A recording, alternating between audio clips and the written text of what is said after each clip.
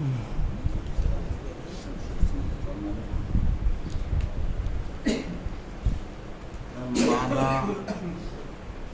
زمیں پہ نرغے ظلم و جفا رہا، مانا زمیں پہ نرغے ظلم و جفا رہا، لیکن بلند پرچم عشق و وفا رہا۔ مانا زمیں پہ نرغے ظلم و جفا رہا، لیکن بلند پرچم عشق و وفا رہا، اور سر دے کے بھی علی کا پسر سر بلند ہے، سر دے کے بھی علی کا پسر سر بلند ہے۔ بول اے یزید اب تیرے ہاتھوں میں کیا رہا، بول اے یزید اب تیرے ہاتھوں میں کیا رہا، اور خاموش کر سکا نہ گلا کاٹ کر یزید، خاموش کر سکا نہ گلا کاٹ کر یزید، نیزے پہ بھی حسین کا سر بولتا رہا، نیزے پہ بھی حسین کا سر بولتا رہا، اور اب بھی ہے دو جہاں پہ حکومت حسین کی، اب بھی ہے دو جہاں پہ حکومت حسین کی۔ ارے بیعت رہی نہ لشکر ظلم و جفا رہا، بیعت رہی نہ لشکر ظلم و جفا رہا، اور سوکھی زبان سے کام لیا ذوالفقار کا، سوکھی زبان سے کام لیا ذوالفقار کا، اصغر کے ہاتھ مار گئے کربلا رہا، اصغر کے ہاتھ مار گئے کربلا رہا، اور عباس نے تو کر لیا قبضہ فرات پر، عباس نے تو کر لیا قبضہ فرات پر، لشکر کئی ہزار کا منہ دیکھتا رہا، لشکر کئی ہزار کا منہ دیکھتا رہا، اور ہیبت علی کے شیر کی چھائی ہے آج تک، ہیبت علی کے شیر کی چھائی ہے آج تک، یعنی جری کے بعد بھی رن بولتا رہا، یعنی جری کے بعد بھی رن بولتا رہا، اور ہونٹوں پہ شہ کے پیاس کا شکوہ نہ آ سکا، ہونٹوں پہ شہ کے پیاس کا شکوہ نہ آ سکا، سوکھی ہوئی زبان پہ شکر خدا رہا، سوکھی ہوئی زبان پہ شکر خدا رہا، اور زینب اکیلی شام غریباں میں کیا کرے، زینب اکیلی شام غریباں میں کیا کرے، ارے ساتھ ہی کوئی رہے نہ کوئی ہم نوا رہا، ساتھ ہی کوئی رہے نہ کوئی ہم نوا رہا، اور لاٹا نبی کے لال کا جلتی زمین پر، لاشا نبی کے لال کا جلتی زمین پر، ڈوبا ہوا لہو میں کئی دن پڑا رہا، ڈوبا ہوا لہو میں کئی دن پڑا رہا، اور رضوان حادثات زمانہ گزر گئے، رضوان حادثات زمانہ گزر گئے، لیکن زباں پہ ذکر شہ کربلا رہا، لیکن زباں پہ ذکر شہ کربلا رہا۔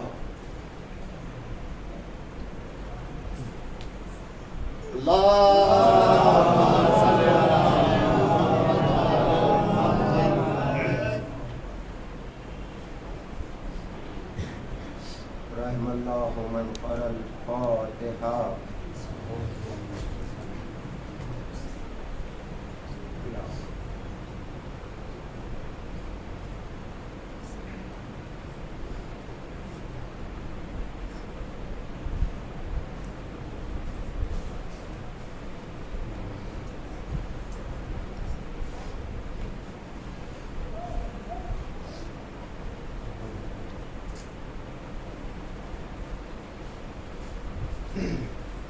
اعوذ باللہ من الشیطان اللعین الرجیم، لا حول ولا قوة إلا بالله العلي العظيم بسم الله الرحمن الرحيم الحمد لله رب العالمين والصلاة والسلام على أشرف الأنبياء والمرسلين بمخاطب طه وياسين سيدنا ونبينا وشفيع ذنوبنا وحبيب قلوبنا وطبيب نفوسنا النبي الممجد ورسول المسدد أبي القاسم محمد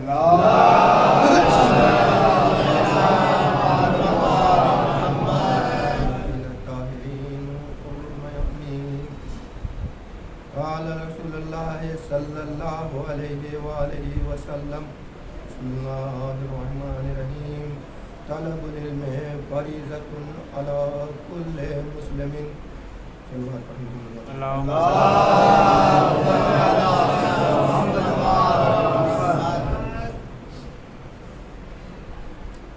میں نے اس حدیث کو اپنا سرنامہ کلام قرار دیا ہے. اسی مسجد میں ہر جمعے میں اس حدیث کا ذکر ہوتا ہے. طلب العلم فریضۃ علی کل مسلم. یہ قول ہے کس کا؟ اس پیغمبر کا قول ہے جو ہدایت کے لیے آیا تھا، خاتم النبیین تھا، جس کے دہن مبارک پہ وحی کے پہرے لگے ہوئے تھے. قرآن میں ارشاد ہوا ما ینطق عن الہویٰ ان ہوا الا وحی یوحیٰ. میرا حبیب تو کوئی کلام ہی نہیں کرتا سوائے اپنی خواہش نفسانی سے کوئی کلام نہیں کرتا جب تک کہ میرا حکم نہ ہو جائے. اس کا اعلان کیوں کرنا پڑا قدرت؟ کیونکہ قدرت جانتی تھی کہ دنیا والے رسول کی زندگی کو ٹکڑوں ٹکڑوں میں بانٹنا چاہیں گے. کیونکہ ایمان جو لوگ بھی لائے تھے، کچھ لوگ تو ایمان واقعی خلوص سے لائے تھے، جنہوں نے اخلاق رسول پر، خلق عظیم پر فائز تھے رسول، ان کے اخلاق کو، ان کی امانت کو اور ان کو رسول جان کر کے جو لوگ ایمان لائے تھے وہ تو بہرحال مکمل ایمان تھے، ان کا ایمان مکمل تھا. مگر کچھ ایسے افراد تھے جو کہ ایمان تو لائے تھے مگر وہ اس لیے لائے تھے کہ اسلام کو نقصان پہنچانے کے لیے، اسلام کو چاہتے نہیں تھے کہ سربلندی حاصل ہو جائے. اسلام کے اندر خود داخل ہو گئے، اسلام کی نقاب اوڑھ کر کے چہرے پہ نقاب ڈال لی. اسی نقاب کی ہی تو دین تھی تو جو اسلام میں تفرقہ آج پایا جا رہا ہے. وجہ کچھ اور نہیں تھی، چونکہ رسول کی زندگی کو وہ چاہتے یہ تھے کہ گھریلو زندگی بتا دی جائے کہ جب رسول گھر میں ہیں تو کہہ دیں گے کہ یہ تو ان کے گھر کا معاملہ ہے، یہ حکم گھر میں آیا تھا، یہ گھر والوں پہ نافذ ہوگا. رسول کہیں بزم میں ہیں تو کہیں گے بزم میں ہیں. رسول مگر مسجد میں ہیں کہا ٹھیک ہے، رسول اگر مسجد میں ہیں تو اس کو تو ہم مان لیں گے، مگر رسول کی زندگی کو اتنے حصوں میں بانٹ دو تاکہ ہم کم سے کم یہ خلط ملط کر سکیں اور ملا جلا کر کے یہ کہہ سکیں کہ رسول نے جو کچھ فرمایا تھا وہ سب کے لیے نہیں تھا بلکہ کچھ تو مخصوصین کے لیے تھا، کچھ ان کے گھر والوں کے لیے تھا، کچھ ازواج کے لیے تھا. اسی لیے تو یہ ذکر مگر خداوند عالم نے ما ینطق عن الہویٰ کے دائرے میں لا کے بتا دیا کہ دیکھو تمہاری حسرتیں دل میں رہ جائیں گی، تمہاری سازش کامیاب نہیں ہو سکتی. صلوات پڑھیں محمد والے.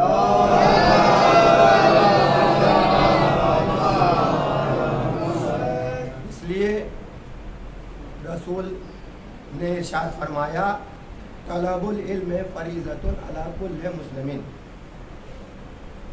علم हासिल करना हर मुस्लिम का के ऊपर वाजिब है। फ़र्ज़ का मतलब है वाजिब करार दिया गया, वजूब तक पहुँचती बात। अब ये ज़माना टेक्नोलॉजी का ज़माना है, तरक्की याफ्ता दौर है, कोई भी तालीम का मुखालिफ नज़र आता है, अदना से अदना आदमी, कमज़ोर से कमज़ोर आदमी, गरीब से गरीब आदमी अपने बच्चे को तालीम दिलाना चाहता है और दिला भी रहा है, इसलिए कि इल्म का चर्चा है। हर आदमी चाहता है कि हमारा बच्चा पढ़ लिख ले, पढ़ लिख करके अच्छे ओहदे पर चला जाए। कोई इंजीनियर बनाना चाहता है अपने बच्चे को, कोई डॉक्टर बनाना चाहता है, कोई प्रोफेसर बनाना चाहता है। यानी हर एक के दिल में इल्म की रमक है कि हमारा बच्चा इल्म हासिल करे। मगर यहाँ पर ये बात भी कहना पड़ेगा कि हम इतना ज़्यादा इल्म के मानने वाले हो गए हैं कि अभी हमारा बच्चा जिसको शुद्ध बुद्ध भी नहीं है, ठीक तरह से अभी बोलता भी नहीं है, उनके अल्फाज भी साफ नहीं निकलते हैं, मगर हम उसकी तालीम का इतना ख्याल रखते हैं कि उसे ले जा करके किसी न किसी जैसी हालत है, जैसे उनके हालात होते हैं वैसे स्कूल में डालते हैं। अगर माली एतबार से वो कमज़ोर हैं तो मामूली सा स्कूल कोई मिल जाता है, उसी में डाल देते हैं। मगर 3 साल का भी पूरा नहीं हुआ, उसको नॉमिनेशन करवा दिया जाता है, उसका दाखिला करवा दिया जाता है। किस लिए? इल्म हासिल करने के लिए। आप चाहते हैं यकीनन इल्म हासिल करें, इसमें किसी इस्लाम में कहीं रोका नहीं गया है, बल्कि इस्लाम में इस पर जोर दिया गया। इसीलिए तो हदीस कुदसी में रसूल इरशाद फरमा रहे हैं, अगर इसको इंग्लिश में कहा जाए, seeking knowledge is an obligation for every Muslim.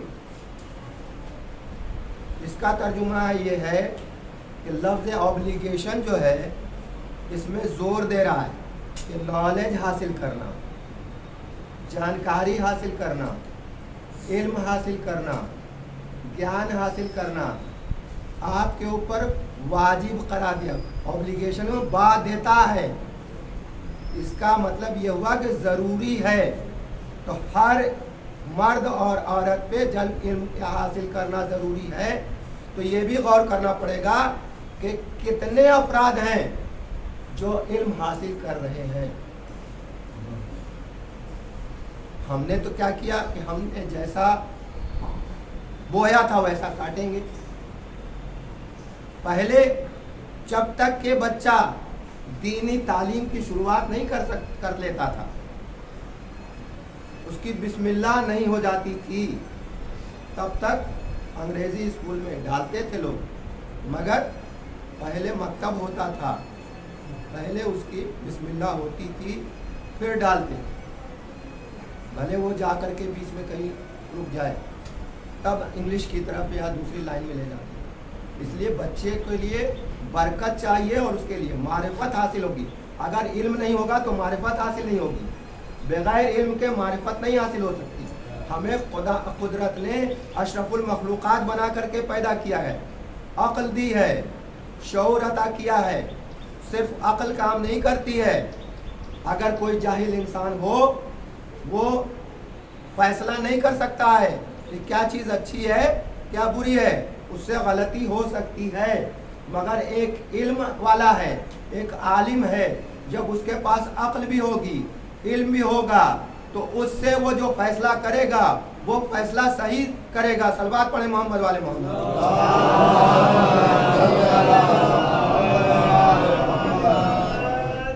इल्म हासिल करने के लिए अब यहाँ तक कि आज तो बाद शहरों में हालात यहाँ तक हैं कि बच्चा अभी तवल्लुद में भी नहीं आया,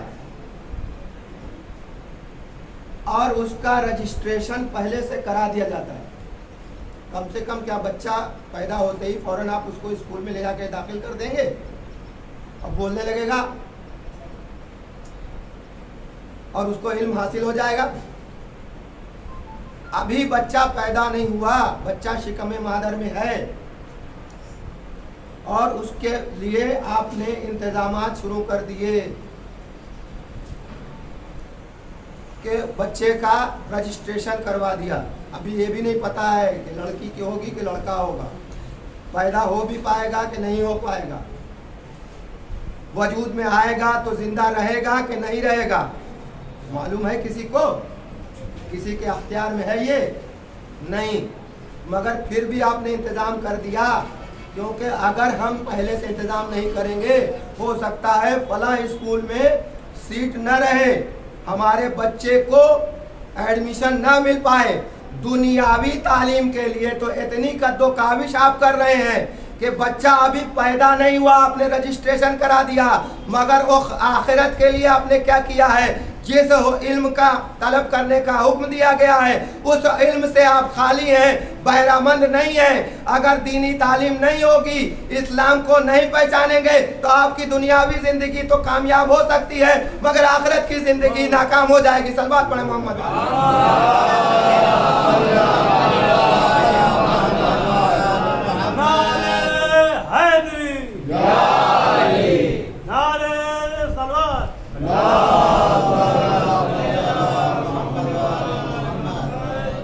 آپ دیکھیں کہ ہماری دنیاوی زندگی، ہم دنیاوی تعلیم حاصل کرنے کے لیے اتنی قد و کاوش کرتے ہیں.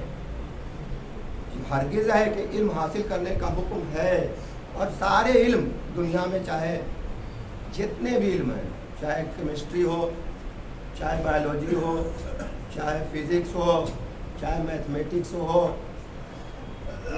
یہ دین ہے کس کی؟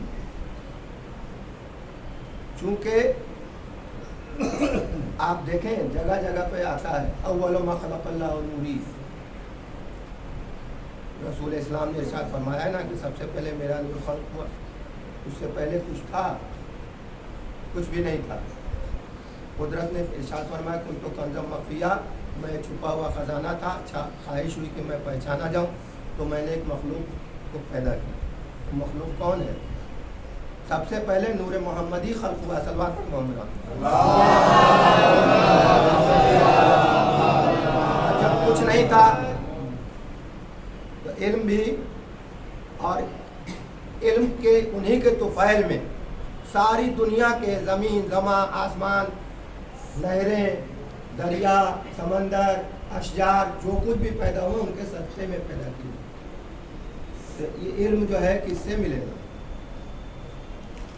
ہمیں کس جو بھی مخزن ہے، اور قرآن میں بھی ارشاد ہو رہا ہے رجو ملایات میں سے اللہ کی کتاب مبین. ہر خشک و تر قرآن میں موجود ہے، کوئی ایسی شے نہیں. سارے علم جو دنیاوی بھی ہیں وہ نکلے کہاں سے؟ جابر ابن حیان امام چھٹے امام، ہمارے چھٹے امام امام جعفر صادق علیہ السلام کے شاگرد تھے. کیمسٹری اور الجبرا انہی کی دین ہے. یہ اور بات ہے کہ امریکہ والے نام بدلنے میں بہت ماہر ہیں، اور نام بدلنے میں وہی نہیں ماہر ہے. اس وقت ہمارے یہاں ہمارے لوگوں کے بھی نام بدلے جا رہے ہیں، جگہ جگہ کے نام بدلے جا رہے ہیں. تو نام بدل کر کے ان کا کچھ نہ کچھ لگا دیتے ہیں. ایسا نام کر دیتے تھے کو یہ پتہ ہی نہ چلے کہ یہ اسلام کا ماننے والا. جو کچھ بھی نکلا ہے ہمارے ہی ائمہ نے بتایا ہے. جتنے بھی علم ہیں سارے علم کا ایک ہی مخزن ہے، نقطۂ آغاز ایک ہے. جتنا علم پھیلتا گیا، چاہے بجلی کے بارے میں آپ دیکھیں کہ خود میرے مولا علی ابن ابی طالب علیہ السلام اپنے صحابی کے ساتھ گزر رہے ہیں، چشم گر رہا ہے، اب اس کے بعد جو ہے جھرنے سے پانی گر رہا تھا. इमाम इरशाद फरमाते हैं कि बिजली पैदा इसी से होगी। तो लोगों के समझ में नहीं आया होगा उस ज़माने में, मगर क्या बिजली पानी से बनी कि नहीं बनी, ये किसकी बात है। तो इल्म हमें, अगर हम इनसे मतलब, इसीलिए तो रसूल इस्लाम सल्लल्लाहु अलैहि वसल्लम ने इरशाद फरमाया है, अना मदीनतुल इल्म व अलीयुन बाबुहा, मैं शहर इल्म हूँ और अली उसके दरवाज़ा है। तो आप देखें, शहर जहाँ भी आप जाएंगे, शहर, बहुत सारे शहर ऐसे हैं जिनके हदूद हैं और उसमें एक गेट बना हुआ है, उसी गेट से लोग दाखिल होते हैं। अगर इल्म हासिल करना है तो हमें उस शहर में जाना पड़ेगा, उनसे मुतमस्सिक होना पड़ेगा। मगर दरवाज़ा है, बगैर दरवाजे का शहर नहीं है।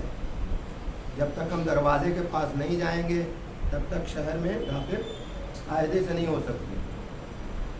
यूँ तो ज़माने में ऐसे भी हैं अफराद जो कि चरदीवाली डाक करके कूद करके चले जाते हैं।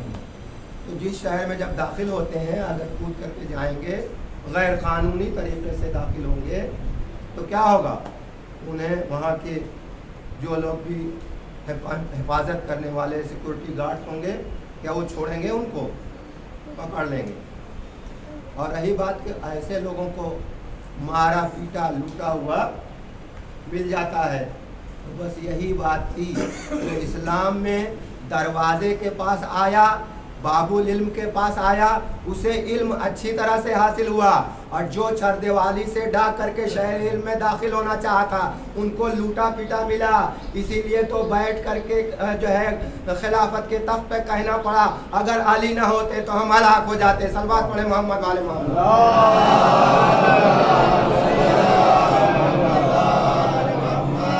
इल्म का ना होना ही इस बात की दलील है कि ये उनसे मुंसलिक नहीं हुए, उनसे मुतमस्सिक नहीं हुए।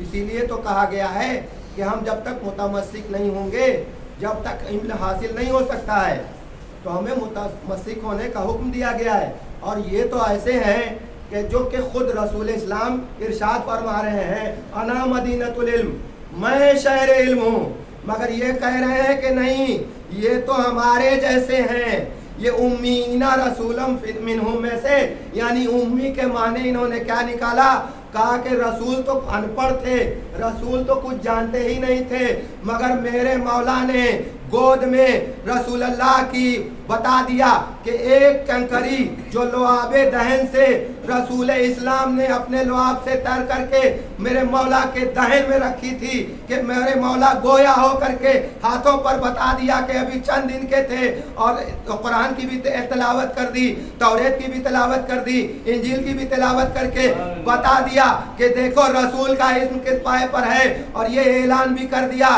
कि देखो, अगर मुझे रसूल ने 1000 बाप तालीम किए थे, मैं उन 1000 बाप से एक बाप से मैंने कई हजार बाप तैयार कर लिए, तो मेरा इल्म जब ऐसा है तो रसूल का इल्म कैसा होगा। सलवात पढ़े मोहम्मद।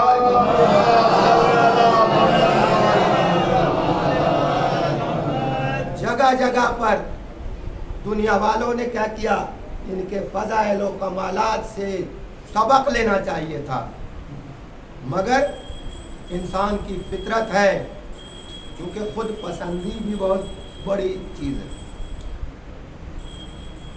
इंसान खुद पसंद है कि नहीं है, हर इंसान, चाहे हम मैं हूँ, इससे कोई मुबर्रा नहीं है। ज़रा सा इल्म हासिल हो जाए, अपने को न जाने क्या से क्या समझ ले, हमसे बड़ा कोई आलिम नहीं। हालांकि ये बात भी साबित है कि हर इंसान अगर किसी एतबार से आलिम है, इल्म रखता है, मगर उसका दूसरा पहलू जाहिल भी है, जहालत भी है। जहालत और चीज़ है, जाहिल होना और चीज़। जहालत उसको कहते हैं जो कि जान करके भी उसको मानता नहीं है, यही जहालत है।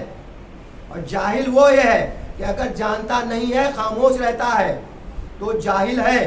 क्योंकि हम हो सकता है कि केमिस्ट्री जानते हों, मगर मैथमेटिक्स ना जानते हो तो मैथमेटिक्स के बारे में क्या हुआ? हम जाहिल हुए कि नहीं हुए? हम फिजिक्स जानते हैं, केमिस्ट्री नहीं जानते, केमिस्ट्री के बारे में जाहिल हुए।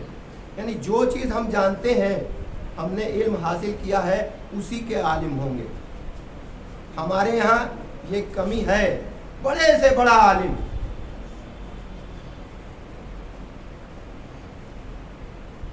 वो भी दावा नहीं कर सकता जो दावा ये करे कि हम हर चीज़ के आलिम हैं।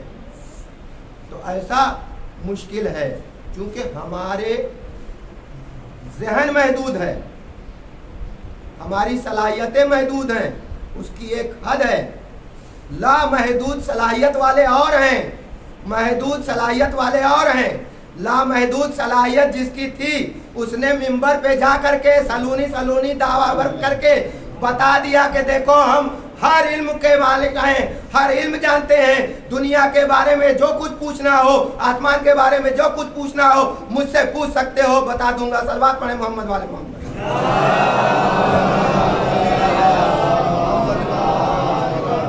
क्या दुनिया वालों ने इम्तिहान नहीं लेने की कोशिश की? सुना हुआ वाकया है, मेरे मौला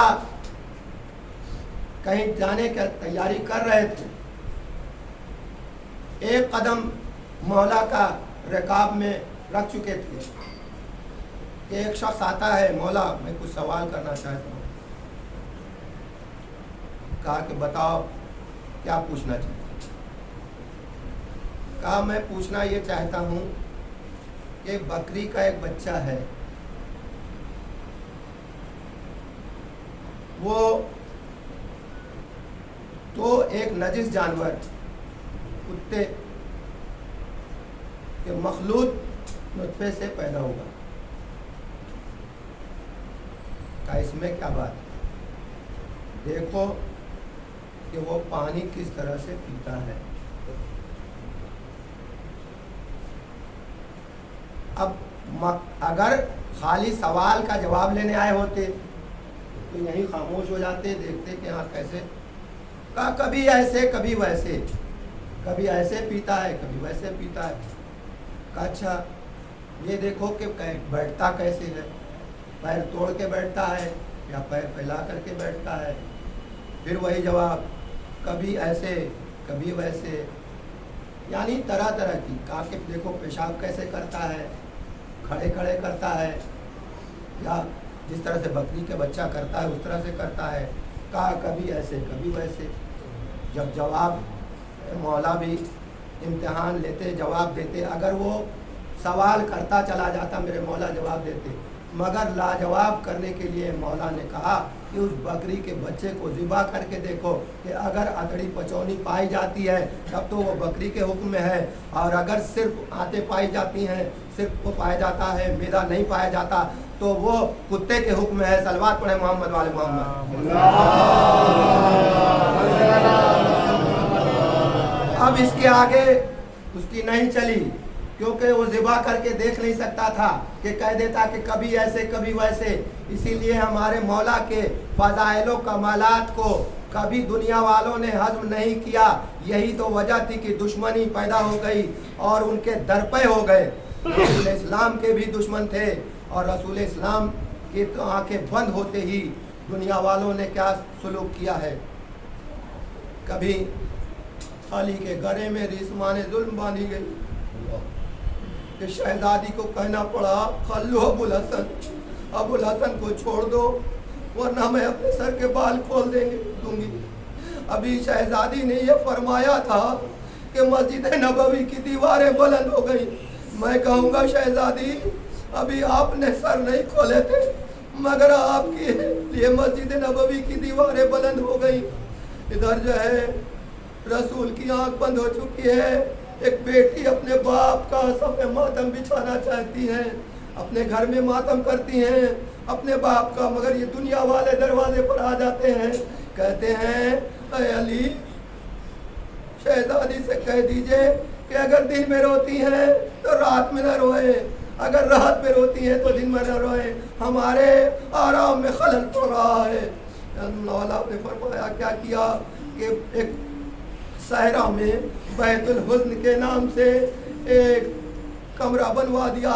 شہزادی دن میں چلی جاتی تھی، وہیں پر جا کر کے اپنے ماں باپ کی صف ماتم بچھاتی تھی، آئے بابا بابا کو یاد کر کے روتی تھی، مگر دنیا والوں سے دیکھا نہ گیا۔ اس کمرے کو بھی گرا دیتے ہیں، اس بیت کو بھی گرا دیا جاتا ہے، بیت الحزن کو مسمار کر دیتے ہیں۔ شہزادی کھجور کے درخت کے نیچے بیٹھ کر کے ماتم اپنے بابا کی کرنا چاہتی ہیں، مگر اسے بھی کاٹ دیا جاتا ہے۔ ابھی 18 سال کا سن ہے، یہ جھکی ہوئی کمر ہے کہ اگر شہزادی کو فرمانا پڑا کہ اگر یہ روشن دن پہ پڑ جاتی مصیبتیں تو شبیت مثل شب تار کے ہو جاتے۔ اور باب والعزا خدا آپ کو کسی غم میں نہ رلائے سوائے غم امام مظلوم کے۔ آج 7ویں محرم آ چکی ہے، خیام حسینی سے لتش لتش کی صدایں بلند ہو رہی ہے، بچے ایک خیمے سے دوسرے خیمے میں جا رہے ہیں، کوزہ لیے ہوئے خالی کوزہ لے کر کے ہائے پیاس مارے ڈالتی ہے، ہائے پیاس مارے ڈالتی ہے۔ یہاں تک کہ وہ تاریخ بھی آ جاتی ہے جب دشمن چاہتا تھا کہ حملہ کرے، حملہ آور ہونا چاہتا تھا، مگر میرے اور آپ کے امام نے کہا بھیا عباس جاؤ ان ملائن سے کہو کہ ہمیں ایک شب کی مہلت دے تاکہ ہم دل بھر کے اپنے معبود حقیقی کی عبادت کر لیں۔ عبادت جی بھر کے کر لینا چاہتے ہیں۔ ایک مرتبہ ایک ملعون نے کہا اے حسین ایک شب کی مہلت لے لو، مگر تو خدا نعوذ باللہ تمہاری عبادت قبول ہونے والی نہیں ہے۔ جناب عباس کو غیظ آیا مگر امام نے روکا۔ میں کہوں گا کہ یہ امام ایک شب کی مہلت نہیں مانگ رہے تھے بلکہ ایک شب کی مہلت ان ملائن کو دے رہے تھے، کہہ رہے تھے کہ دیکھو اب بھی سے سمجھ لو۔ اتمام حجت کرنا چاہتے تھے کہ شاید ان کو سمجھ میں آ جائے، اب سے باز آ جائیں، مگر یہ باز نہیں آئے۔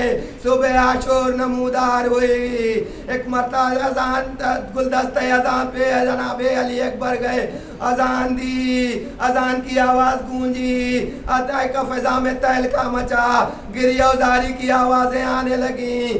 لشکر کفر میں بھی یہ ہونے لگا کہ رسول اسلام کی آواز کیسے گونج رہی ہے۔ میں کہوں گا ابھی یہ صبح کی نماز ختم ہوئی تھی کہ مورے سعد ملعون نکلے پسر سعد ملعون نکل کے کہتا ہے لشکر والو گواہ رہنا کہ دیکھو میں پہلا تیر چھوڑ رہا ہوں حسین کی طرف، ادھر پہلا تیر رہا کرنا تھا کہ کمانیں چمکنے لگی، تیروں کے مہ برسنے لگے، نہ جانے کتنے افراد تیروں کی بارش کے شہادت کے درجے پر فائز ہو گئے۔